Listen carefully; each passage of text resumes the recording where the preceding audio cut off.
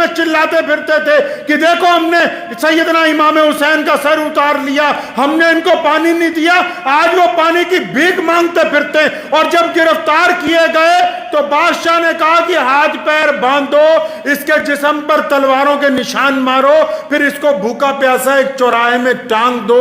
جب 3-4 دن گزر گئے، پیاس کی وجہ سے زبان باہر نکل آئی۔ کون شمر جو کہتا تھا کہ میں پانی نہیں دوں گا؟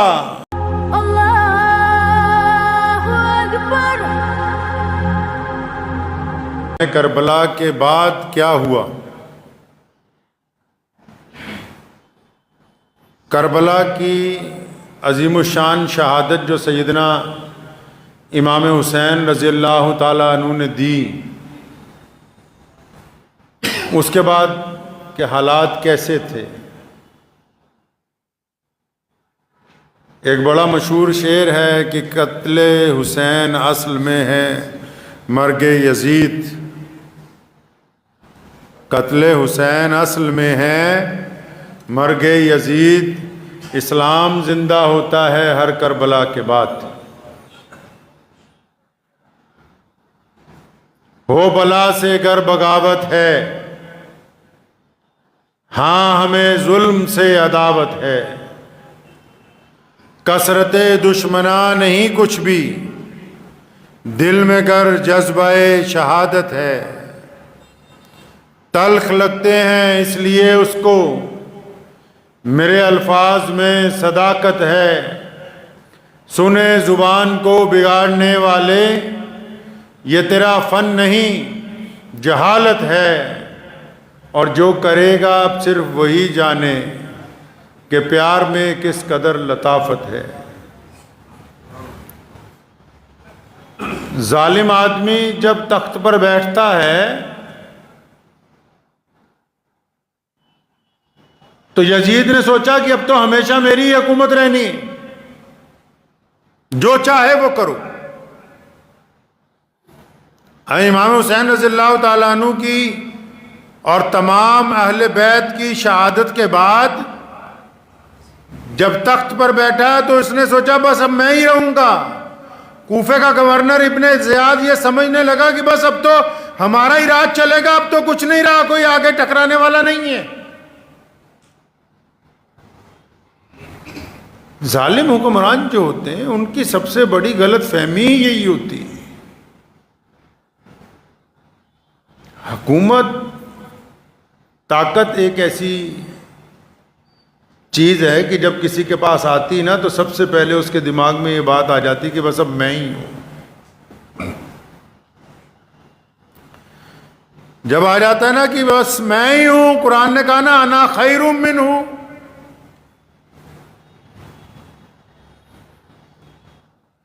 شیطان نے اللہ تعالیٰ نے کہا نا سجدہ کرو، آدم علیہ السلام کو سجدہ تعظیم نہیں فرمایا، یا اللہ میں نہیں کرتا، میں تو ان سے بہتر ہوں۔ جس بندے کو میں کی ہوا لگ گئی پھر اس کو اور کچھ نہیں لگتا، برباد ہو جاتا ہے۔ قرآن کہتا ہے کہ وہ میں کرنے لگا کہ میں تو اعلیٰ ہوں۔ جب بندہ پاور میں آتا ہے نا، چاہے وہ جوانی کی پاور ہو، چاہے اقتدار کی پاور ہو، چاہے علم کی پاور ہو، چاہے حسن کی پاور ہو، میں جب سوار ہو جاتی ہے ذہن میں، جن لوگوں کی کھوپڑی میں گھس جاتی ہے، چاہے وہ تخت پر بیٹھے ہوئے ہوں، چاہے وہ اپنے گھر کے اندر پاور میں ہوں، چاہے اپنے محلے میں پاور میں ہوں، چاہے وہ اپنے شہر کے اندر پاور میں ہوں، چاہے وہ کسی صوبے کے حکمران بن جائیں، چاہے وہ ان کو کوئی گورنریاں مل جائیں، جس کے دماغ میں گھس گئی اس کے لیے تباہی دیوار پر لکھ دی گئی۔ اس کا زوال آنا طے ہے،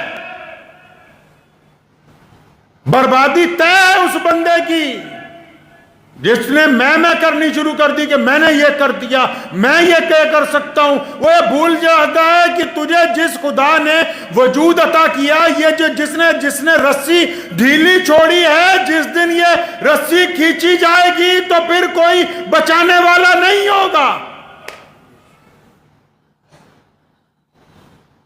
میدان کربلا میں شمر نے بدبخت نے کہا، کہتا جانوروں کو پانی میں دے سکتا ہوں۔ سیدنا امام حسین رضی اللہ تعالیٰ عنہ کو اور ان کی اولاد کو پانی نہیں دوں گا۔ اور پھر چند سال گزرنے کے بعد وہی شمر مختار شکفی سے جان بچاتا پھر رہا ہے، کیونکہ اس نے قسم کھائی ہے کہ میں نے امام حسین کے قاتلوں کو چن چن کے مارنا ہے۔ تخت پر بھی قبضہ کر لیا، حکومت بھی پلٹ گئی، اور کل کے پیادے آج کے مجرم بن گئے۔ کل جو میدان کربلا میں چلاتے پھرتے تھے کہ دیکھو ہم نے سیدنا امام حسین کا سر اتار لیا، ہم نے ان کو پانی نہیں دیا، آج وہ پانی کی بھیک مانگتے پھرتے ہیں۔ اور جب گرفتار کیے گئے تو بادشاہ نے کہا کہ ہاتھ پیر باندھو، اس کے جسم پر تلواروں کے نشان مارو، پھر اس کو بھوکا پیاسا ایک چوراہے میں ٹانگ دو۔ جب 3-4 دن گزر گئے، پیاس کی وجہ سے زبان باہر نکل آئی۔ کون؟ شمر، جو کہتا تھا کہ میں پانی نہیں دوں گا۔ وقت پلٹتے ہوئے دیر نہیں لگتی ہے۔ شمر نے سوچا نہیں تھا کبھی کہ یزید کا تختہ پلٹ جائے گا۔ ابن زیاد بھاگا بھاگا پھرتا ہے کہ میری جان چھوٹ جائے، ابن سعد بھاگا بھاگا پھرتا ہے کہ کوئی مجھے بچا لے۔ ابن زیاد کی گردن اسی محل میں، اسی تشت میں، اسی تاریخ کو اسی وقت مختار شکوی کے سامنے پیش کی گئی جس تاریخ میں اس نے سیدنا امام حسین رضی اللہ تعالیٰ عنہ کا سر اتارا تھا۔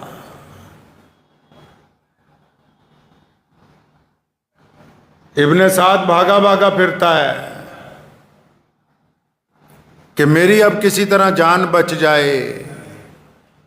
یزید نے، زیاد نے، شمر نے، انہوں نے یہ سوچا کہ اب تو ہم نے قبضہ کر لیا حکومت پر، اب محمد رسول اللہ کے دیوانے کہاں ہوں گے؟ اب تو اہل بیت کا خاتمہ ہو گیا، بس ایک بچے ہیں امام زین العابدین جو بیمار ہیں، چلے گئے چپ چاپ مدینہ منورہ کی طرف، اب تو ہمارا قبضہ ہو گیا، گنڈا گردی کرتے پھریں گے۔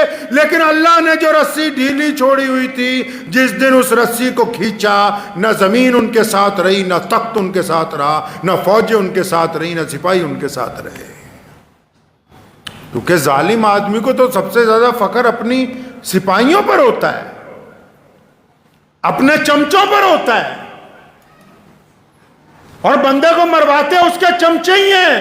سب سے زیادہ غلط مشورہ اس کے چمچے دیتے ہیں، سب سے زیادہ بےایمانی کا مشورہ چمچے دیتے ہیں، سب سے زیادہ ظلم کرنے کا مشورہ چمچے دیتے ہیں، اور جب تخت پلٹتا ہے تو اسی کی گردن اتارنے کا مشورہ نئے حکمران کو بھی چمچے ہی دیتے ہیں، جن کے پیچھے لگ کے انسان ظلم کی طرف بڑھتا ہے۔ ابن سعد کے متعلق لکھا ہے کہ مختار شکفی جو تھا، جس نے تخت پہ قبضہ کر لیا، جس نے حضرت امام حسین رضی اللہ تعالیٰ عنہ اور اہل بیت کی شہادت کا بدلہ لیا، تو وہ اور ابن سعد پرانے دوست بھی تھے۔ جب سپاہی گرفتار کرنے کے لیے بھیجے نا، تو اس نے اپنے بیٹے کو کہا یہ تو میرا پرانا دوست ہے، یہ مجھے کچھ نہیں کہے گا۔ تو اس نے بیٹے کو بلوایا، مختار شکفی نے ابن سعد کے، کہ تمہارا ابا کہاں ہے، باپ کہاں ہے تمہارا؟ تو کہنے لگا ابا جی تو اب گھر میں رہتے ہیں، اللہ اللہ کرتے ہیں، اب وہ کوئی دنیا کے معاملات میں گورنر کل کا، اب جان بچانے کے لیے کیا کہہ رہا ہے جی میں تو گھر میں گھس کے اللہ اللہ کر رہا ہوں۔ فرمایا اچھا اب گھر میں ہی رہنے لگا؟ کہ ہاں جی اب تو وہ سارا دن نماز عبادت روزے میں ہی لگے رہتے ہیں، وہ کسی سے کوئی مطلب نہیں۔ فرمایا اسے بلاؤ۔ تو جب پیغام بھیجا تو اس نے جواب دیا کہ میں بیمار ہوں، آ نہیں سکتا۔ فرمایا اچھا تو اگر نہیں آ سکتا ہم تو وہاں آ سکتے ہیں نا۔ سپاہیوں کو بھیجا، کہنے لگا زندہ نہیں لانا، گردن اتار کے لانا۔ ایک سپاہی کو اس نے کہا جب ابن سعد نے کہ میری تو اس سے بڑے یارانے ہیں، وہ میرے لیے ایسا حکم نہیں دے سکتا، کہنے لگا بھول گئے ابن سعد جب تم محمد الرسول اللہ صلی اللہ علیہ وسلم کی اولاد سے بے وفائی کر سکتے ہو تو یہ تیرا یار تیرے ساتھ بے وفائی نہیں کرے گا۔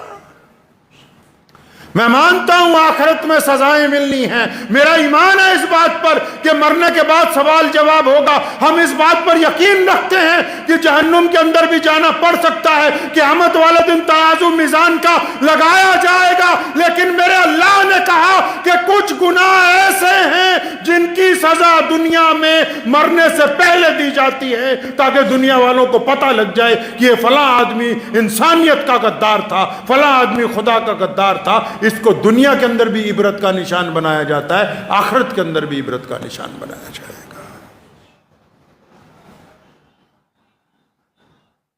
ایک ایک دشمن کو 6000 افراد کو مختار شکفی نے، جنہوں نے سیدنا امام حسین رضی اللہ تعالیٰ عنہ پہ حملہ کیا تھا، سیدنا امام حسین رضی اللہ تعالیٰ عنہ کے بیٹوں کو مارا، بھائیوں کو مارا، بھتیجوں کو مارا، 6000 افراد کو۔ یہ واقعہ میں اس لیے سنا رہا ہوں آپ کو کہ وقت کے حکمران نے سمجھا کہ اب امام حسین رضی اللہ تعالیٰ عنہ شہید ہو گئے، اب تو قیامت تک ہمارا ہی راج چلے گا۔ ملک بن مروان مدینہ کا گورنر بن گیا، ظالم آدمی ہے۔ امام حسین رضی اللہ تعالیٰ عنہ کے بیٹے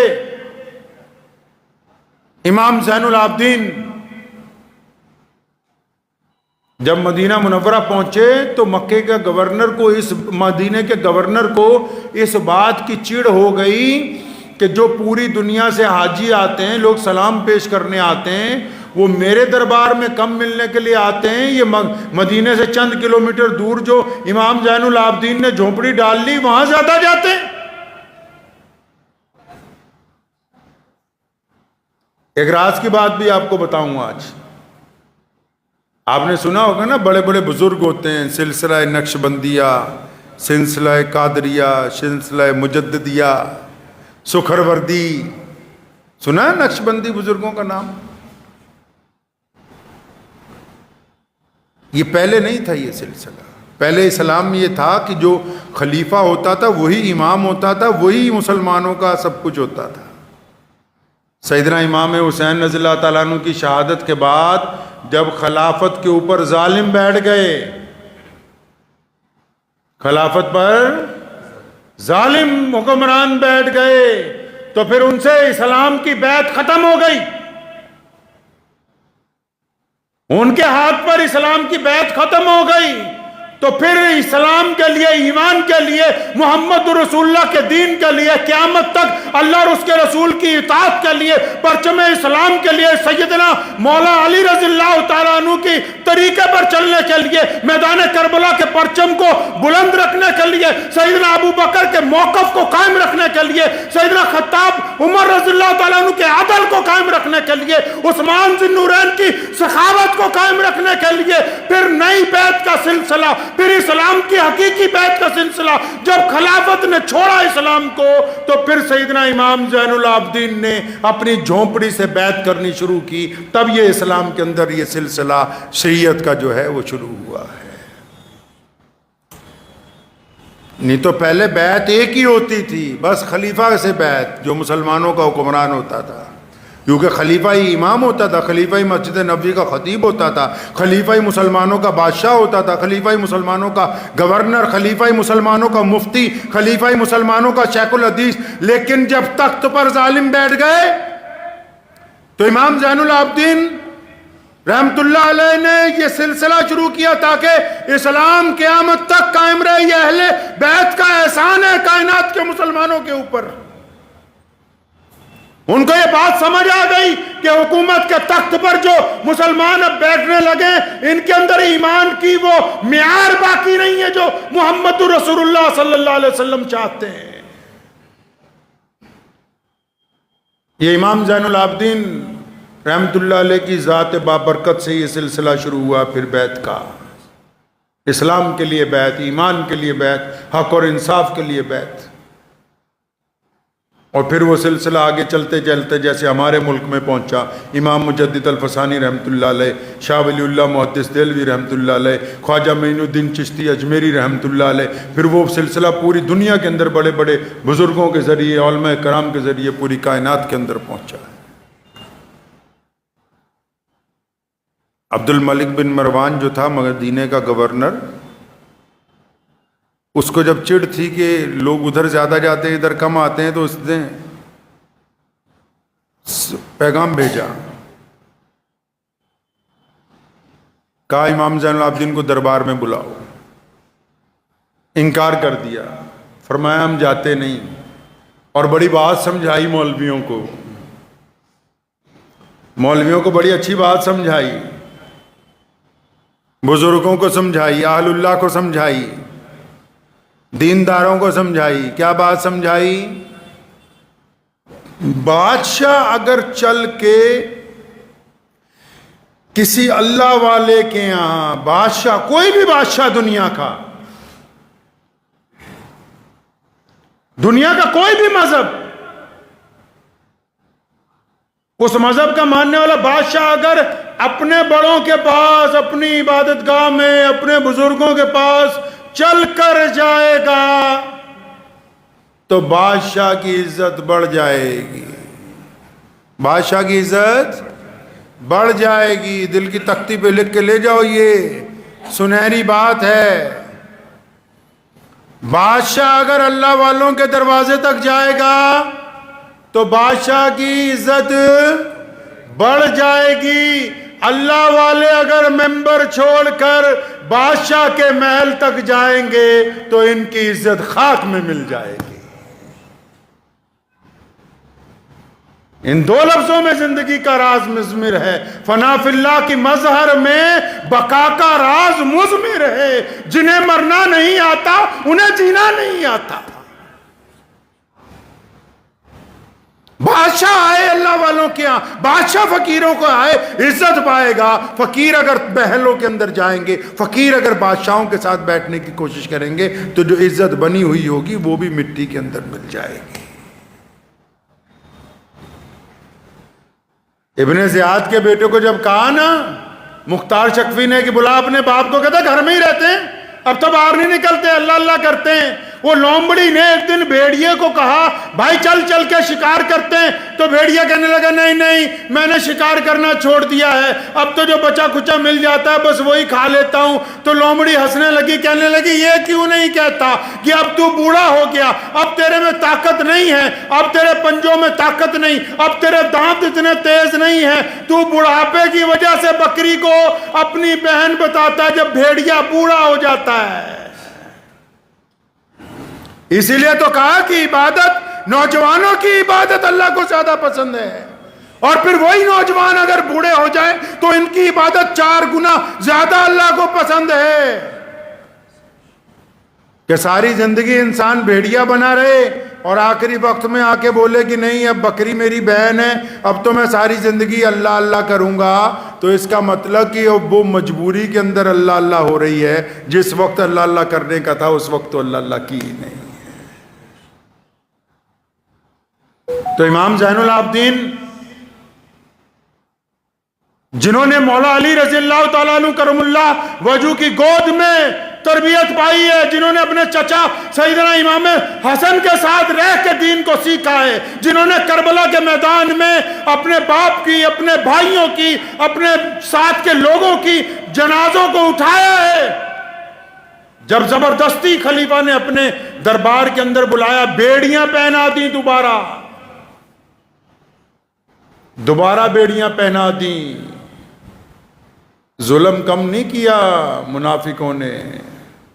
ایک بات بتاؤں تمہیں مسلمانوں، دنیا کے اندر کوئی طاقت ہی نہیں ایسی جو اسلام کو کہیں شکست دے سکے۔ مسلمانوں نے ہی اسلام کو جب نقصان پہنچایا تبھی یہ لشکر رکا ہے، ورنہ کائنات میں کوئی ایسی طاقت نہیں آئی آج تک۔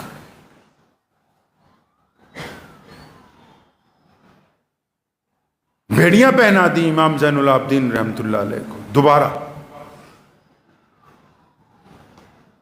جب پیش کیا گیا، اکڑ رہا ہے بادشاہ کہ تمہارے یہاں لوگ زیادہ آتے ہیں، ہمارے یہاں کم آتے ہیں، کیا معاملہ ہے؟ فرمانے لگے کہ میرے ابا کے قاتلوں کا انجام نہیں دیکھا؟ امام حسین شہید رضی اللہ تعالیٰ عنہ کے قاتلوں کا انجام نہیں دیکھا ابھی؟ باز آ جا. کہنے لگا دیکھو یزید کے پاس پاور تھی، اس نے بیڑیاں پہنا دیں. آج میرے پاس پاور ہے، میں نے تمہارے ہاتھ میں بیڑیاں پہنا دیں. یہ روایت گرچہ ضعیف ہے لیکن بعض روایتیں ایسی ہوتی ہیں کہ جو انسان کا ایمان تازہ کرتی ہیں. حضرت لکھا ہے امام زین العابدین رحمۃ اللہ علیہ کے پیروں میں ہاتھوں میں بیڑیاں ڈالی ہوئی تھیں، اور جب بادشاہ نے کہا نا کہ دیکھو ہمارے پاس طاقت ہے، ہم نے تمہارے بیڑیاں پہنا دی ہیں، تو غور سے اس کی طرف دیکھا اور فرمانے لگے اللہ. پھر دوبارہ کہا اللہ. جب تیسری دفعہ کہا اللہ تو ساری بیڑیاں دھاگوں کی طرح ٹوٹ کے پاؤں میں سے، ہاتھوں میں سے، کمر میں سے ٹوٹ کے ساری کی ساری زمین پر گر گئی. اور فرمایا بن مروان آج سن لے کان کھول کر ایک بات کہ ہمارے پاس طاقت تب بھی تھی، طاقت آج بھی ہے. ہم اللہ کے حکم سے انتظار کرتے ہیں، جب اللہ چاہتا ہے تو ہم اس کی طاقت سے خیبر کا تخت الٹ دیتے ہیں، اگر اللہ نہیں چاہتا تو اپنی شہادتیں میدان کربلا کے اندر دیتے ہیں. اس خام خیالی میں دشمن کبھی نہ رہے کہ طاقت تمہارے پاس ہے، اللہ ہمارے ساتھ ہے تو کائنات کی طاقتیں ہمارے ساتھ ہیں. خلیفہ اٹھ کے کھڑا ہونے لگا، فرمایا زمین پر بیٹھ جا. روایتوں میں لکھا ہے کہ اس کی ہمت نہیں ہوئی زمین پر اٹھنے کی، زمین پر گھٹنوں کے بل بیٹھ گیا وہیں پر. فرمایا اس خام خیالی میں نہ رہے کہ آل محمد صلی اللہ علیہ وسلم کے پاس طاقت نہیں ہے، اہل بیت کے پاس طاقت نہیں ہے. جو کائنات بنی محمد رسول اللہ کے وسیلے سے ہو، ان کے پاس اگر اللہ کی طاقت نہیں ہوگی تو پھر کس کے پاس ہوگی؟ فرمایا پہلے بھی تھی اب بھی ہے، بس فرق صرف اتنا ہے کہ ہم اللہ کے اشارے پر اس کا استعمال کرتے ہیں اور اللہ کے اشارے پر ہی بس رک جاتے ہیں، اور کوئی بات نہیں ہے. کربلا کے بعد کے واقعات یہ بتاتے ہیں کہ ظلم کرنے والے لوگ جو ہیں وہ کبھی کامیاب نہیں ہوئے. کربلا کے واقعات اس بات کی گواہی دیتے ہیں کہ جن کا دل اللہ نے بڑا رکھا ہے ان کا نام قیامت تک زندہ رہے گا. یہ شمر جس نے پانی بند کیا تھا، جب یہ اپنی جان بچاتا وہ بھاگتا پھر رہا تھا تو مدینہ منورہ کے اطراف میں جنگل میں امام زین العابدین کو مل گیا. پانی مانگا، پیاسا تھا بہت، انہوں نے پانی پلایا. پانی پی کے کہنے لگا لگتا ہے آپ نے مجھے پہچانا نہیں. اور فرمایا یہ کیسے ہو سکتا ہے، تو نے میرا پورا خاندان قتل کر دیا، میں تجھے نہ پہچانوں؟ فرمایا پھر بھی پانی پینے کے لیے دیتے ہو؟ فرمایا وہ تمہارا ظرف تھا کہ تم نے ہم پر پانی بند کیا. یہ آل رسول کا ظرف ہے صلی اللہ علیہ وسلم کہ ہم دشمن کو بھی پیاسا نہیں رہنے دیتے. ظرف کی بات ہے، ہاں کس میں کتنا ظرف ہے صفائی سے کھل گیا. یہ راز ایک ذرا سی لڑائی سے کھل گیا. جو اعلیٰ ظرف کے لوگ ہوتے ہیں یاد رکھیں، دل کی تختی پہ لکھ کے لے جائیں، جو اعلیٰ ظرف کے لوگ ہوتے ہیں ان کی جب آپس میں بھی بحث ہو جائے، گفتگو کے اندر ان کا مزاج گرم ہو جائے تو وہ گندی باتیں زبان سے نہیں نکالتے، وہ کسی کو گالی نہیں دیتے، کسی پہ اپنا احسان نہیں جتاتے، کسی کی بے عزتی نہیں کرتے. ان کے اصول ہوتے ہیں میدان کے اندر بھی، بحث و مباحثے میں بھی، دشمن کے ساتھ بھی اصولوں کے ساتھ پیش آتے ہیں. یہ نہیں کہ اگر ذرا سی ناراضگی ہوئی تو احسان جتانے لگے کہ اچھا فلاں سن میں تجھے کپڑے لے دیے تھے، فلاں سن میں تیرے گھر میں مدد کر دی تھی، فلاں تیرا بچہ پھنس گیا تھا تب میں نے نکلوا دیا تھا. جو خاندانی لوگ ہوتے ہیں، اور خاندانی لوگ پیسے والے نہیں ہوتے، خاندانی روایتیں خون سے جلتی ہیں. لوگوں کی آنکھوں کی شرم و حیا اور زبان کی نرمی اس بات کو طے کرتی ہے کہ ان کے ماں باپ کس معیار کے تھے. امام حسین رضی اللہ تعالیٰ عنہ کی شہادت نے یہ دین ہم تک قائم رکھا ہے. اس بات کو ذہن نشین کر لیجئے آپ لوگ. میدان کربلا نے اس دین کو قیامت تک کے لیے قائم کر دیا ہے. کربلا میں جو امام حسین رضی اللہ تعالیٰ عنہ کی استقامت ہے، ان کی جو جرت ہے، ان کی جو وہاں پر بڑی بڑی طاقتوں سے ٹکرانے کی طاقت ہے، اس نے قیامت تک کے لیے مسلمانوں کو استقامت عطا کی ہے، دین کو زندگی عطا کی ہے.